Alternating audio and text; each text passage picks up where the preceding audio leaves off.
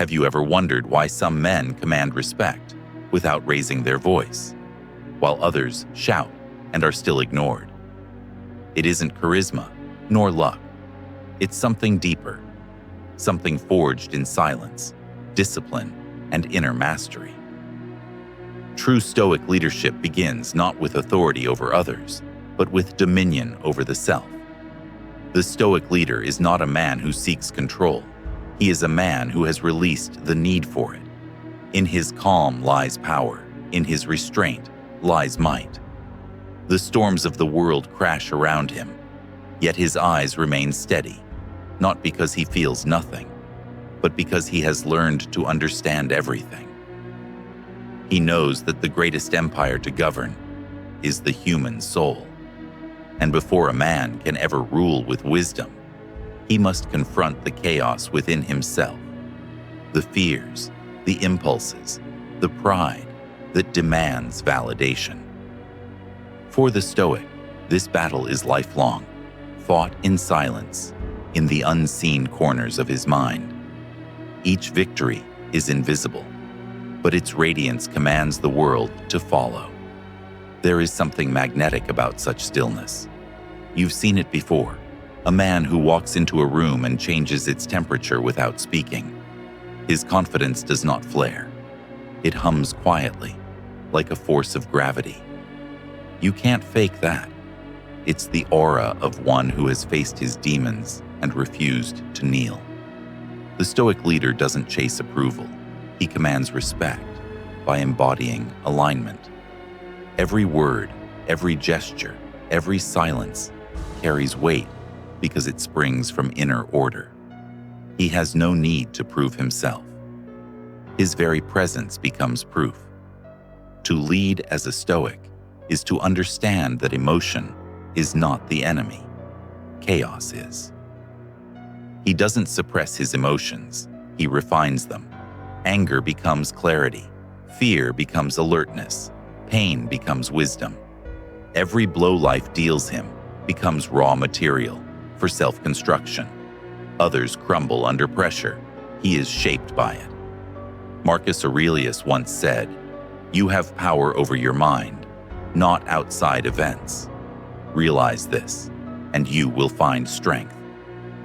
The Stoic leader breathes that truth. While others are slaves to the shifting moods of circumstance, he remains unbroken, anchored in what cannot be taken: his judgment, his character, his discipline. Leadership for him is not about commanding men, but guiding principles. Not about victory at any cost, but integrity above all cost. He would rather lose with virtue than win with deceit, because he knows that the truest victories are not public. They happen in silence, in choices no one witnesses. You too have felt the call of this archetype, the inner commander, the disciplined guardian of reason, who does not flinch before chaos. The world will tempt you to react, to rage, to seek validation, to justify yourself. But the Stoic path whispers a harder truth. Mastery means choosing stillness when your ego demands movement. It means staying measured when others lose themselves in noise. A true Stoic leader develops through trial. He learns not by ease, but by endurance. When betrayed, he chooses composure. When praised, he stays grounded. When defeated, he extracts meaning. Every experience, good or bad, becomes a forge in which his mind is tempered. He listens more than he speaks, and when he speaks, his words cut through fog like steel. His calm does not mean detachment. It means precision. He feels deeply, but chooses his response carefully, like a surgeon with a blade. To lead with Stoic strength is to become the axis in a spinning world, the calm within the storm, the mountain that does not bow to wind or praise. It's to walk through chaos and remain intact, because you no longer depend on what happens, only on how you meet it. And here lies the first quality of true Stoic leadership: emotional sovereignty. the ability to own your inner world, to respond, not react. It is the foundation of every other virtue: wisdom, courage, justice, and temperance. Without sovereignty, all strength becomes brittle. With it, even vulnerability becomes a weapon of truth. So when life strikes, the Stoic leader doesn't ask, "Why me?" He asks, "What can this make of me?" And in that question, he transforms suffering into power. When a man attains emotional sovereignty, the world can no longer manipulate him. Praise no longer inflates him, and insult no longer wounds him. He begins to move with a quiet power that others cannot understand, the kind of power that is not performed, but radiated. The second quality of the Stoic leader is clarity of thought. It is the discipline of perceiving reality as it is, not as desire or fear would distort it. Most men do not see, they react. Their emotions paint over truth, and they mistake the painting for the world.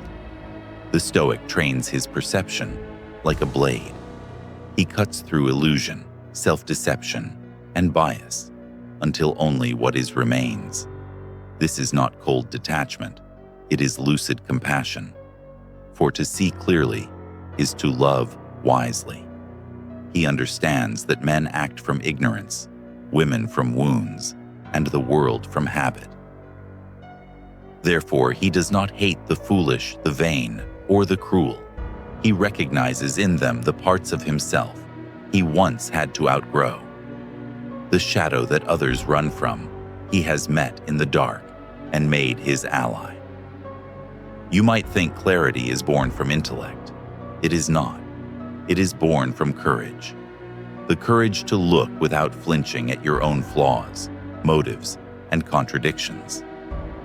The Stoic leader's clarity is not the clarity of a scholar, but of a warrior who has stared into chaos and refused to blink. He no longer needs to be right.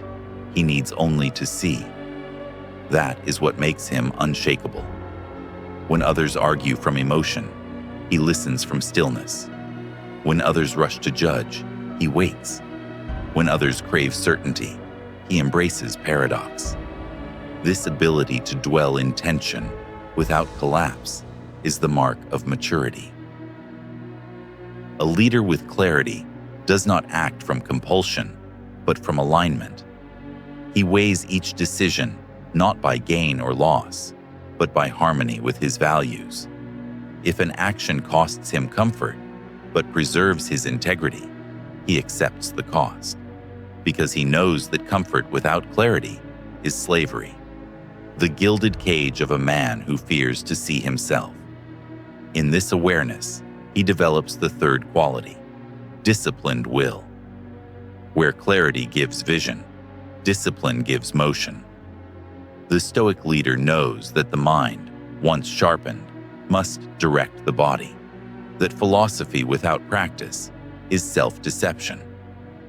Discipline is the bridge between wisdom and reality.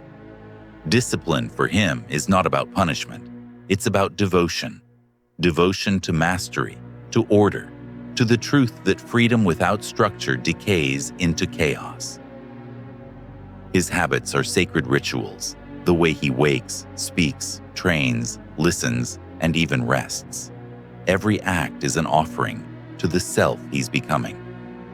In a world addicted to comfort, discipline is rebellion. The Stoic leader embraces the discomfort others avoid because he understands it as the crucible of transformation. While others seek escape, he seeks endurance. While others distract themselves, he confronts what is hard. There is a subtle beauty in this restraint, not the rigidity of repression, but the grace of command.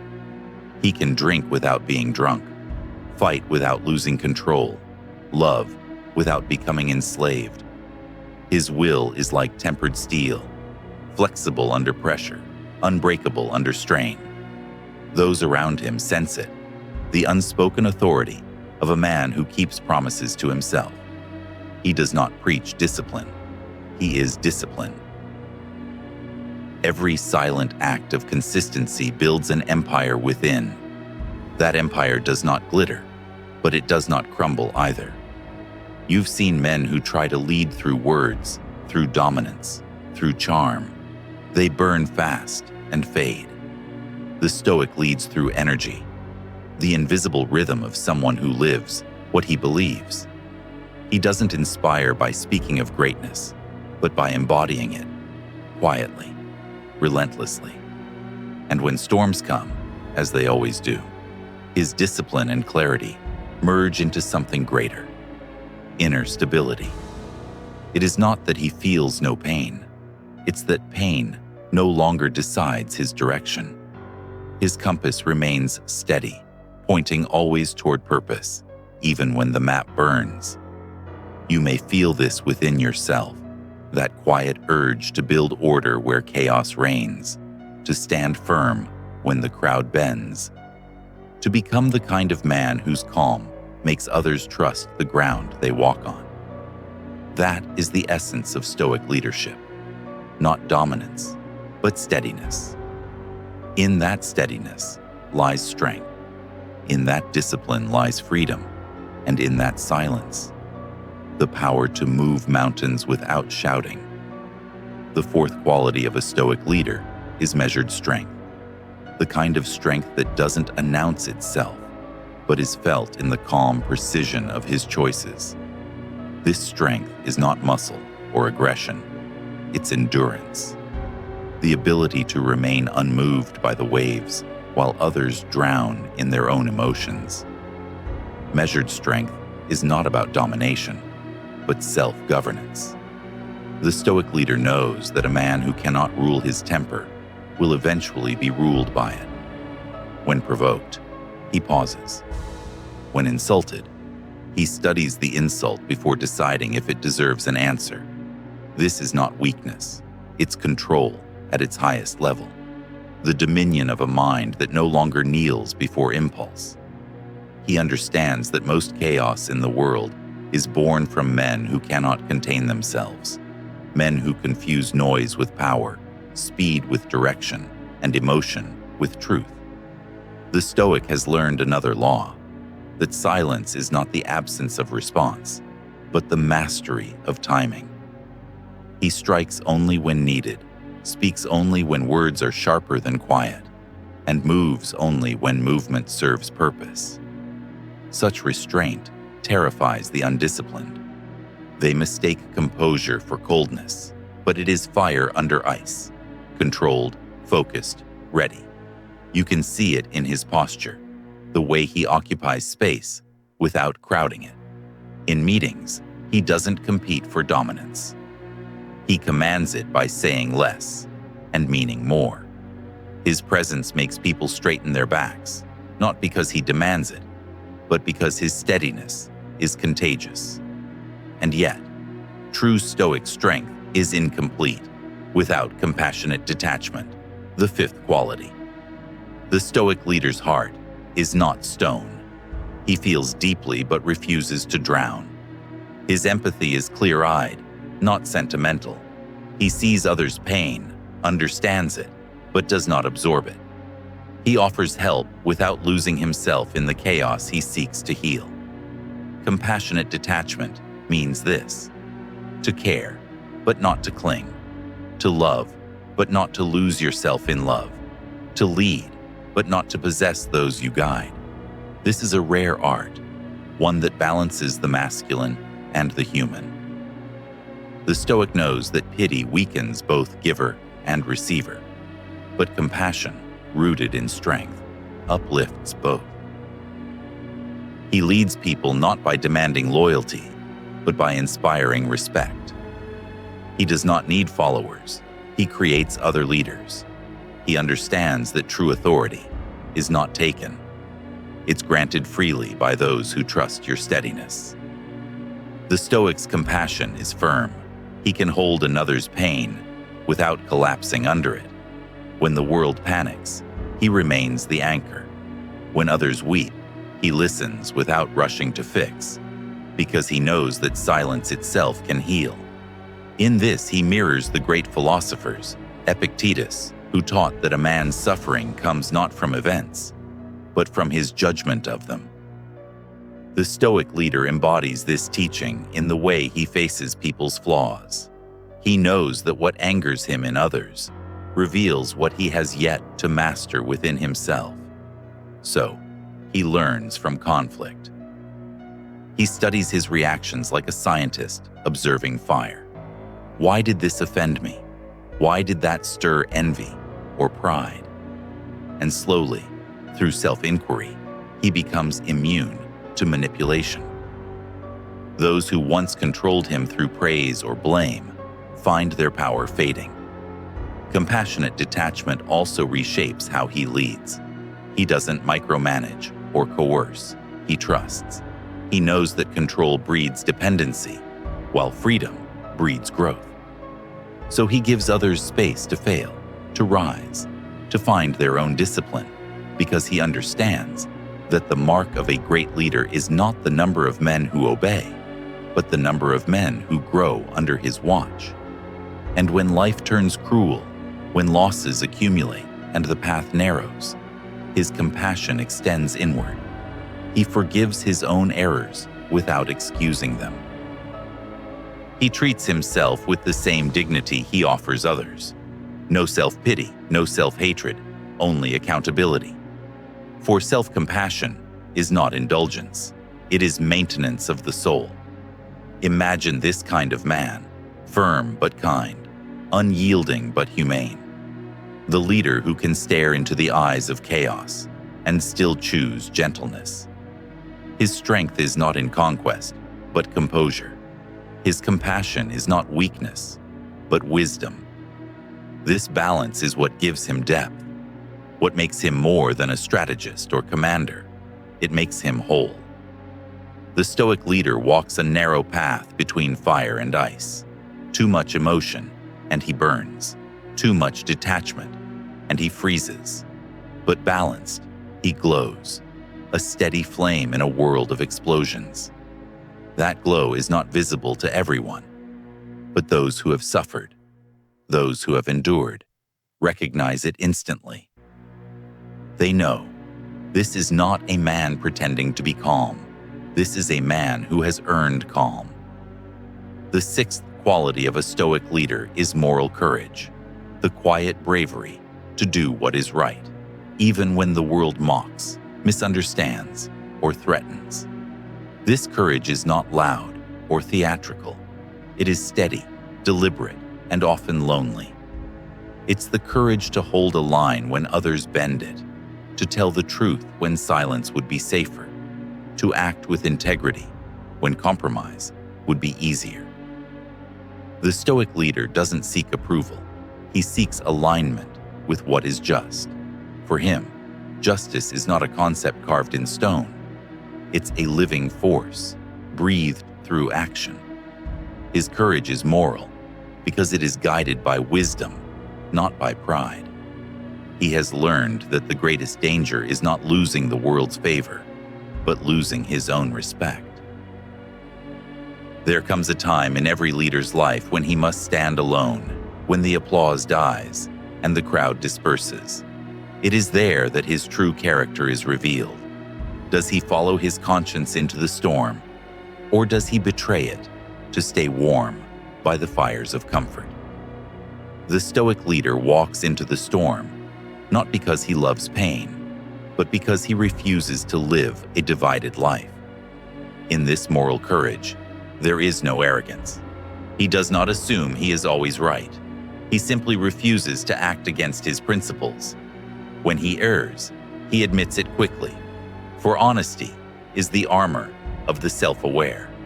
He doesn't need to pretend perfection. He strives for integrity. And that makes his leadership human, relatable, enduring.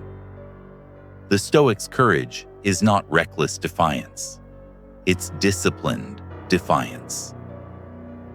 He does not fight every battle, only those that matter. He measures the cost, then pays it without hesitation. Because he knows that integrity cannot be borrowed. It must be earned, moment by moment. through 1,000 quiet decisions made when no one is watching. The Stoic leader understands that courage without wisdom becomes destruction. Wisdom without courage becomes cowardice. But when courage and wisdom unite, the result is justice in motion, the living embodiment of moral strength. And in this balance, he discovers a kind of freedom that no reward or punishment can touch. Freedom, that is the seventh and final quality of the true Stoic leader. Inner freedom. It is the rarest kind of power. Not freedom to do whatever one wishes, but freedom from the need to. Freedom from compulsion, from fear, from ego. The Stoic leader has detached from the illusions that enslave others, the hunger for validation, the fear of loss, the addiction to control. He acts because it is right, not because it is rewarded. He releases because he understands that nothing truly his can be taken. Inner freedom is the summit of Stoicism. It is what Marcus Aurelius meant when he wrote, "You will find rest from vain fancies if you perform every act in life as though it were your last." The man who lives like this cannot be manipulated. The praise of others no longer intoxicates him, and their criticism no longer poisons him. He walks through both as through mist, untouched. When others chase success, he seeks peace. When others cling to possessions, he treasures presence. When others define themselves by victories, he defines himself by virtue. This is what separates him from men of ambition. He leads not because he craves power, but because he has mastered himself enough to deserve it. And perhaps this is the paradox of Stoic leadership. The more he releases control, the more control he gains. The less he seeks to dominate, the more willingly others follow. Because people are drawn to freedom, real freedom, and they feel it radiating from him. He becomes a living example that strength and peace can coexist, that discipline can walk hand in hand with compassion, that silence can roar louder than anger. To become such a leader is to transcend mere leadership. It is to embody something timeless. The balance of mind and heart, reason and passion, stillness and motion. The Stoic leader does not seek monuments or legacies. He seeks only mastery over himself. And from that mastery, he builds something no one can destroy: character. Because in the end, every empire crumbles, every title fades, every voice goes silent. But the man who has found freedom within, he never falls. The world bends around such a man. He does not chase, he does not plead, he simply is.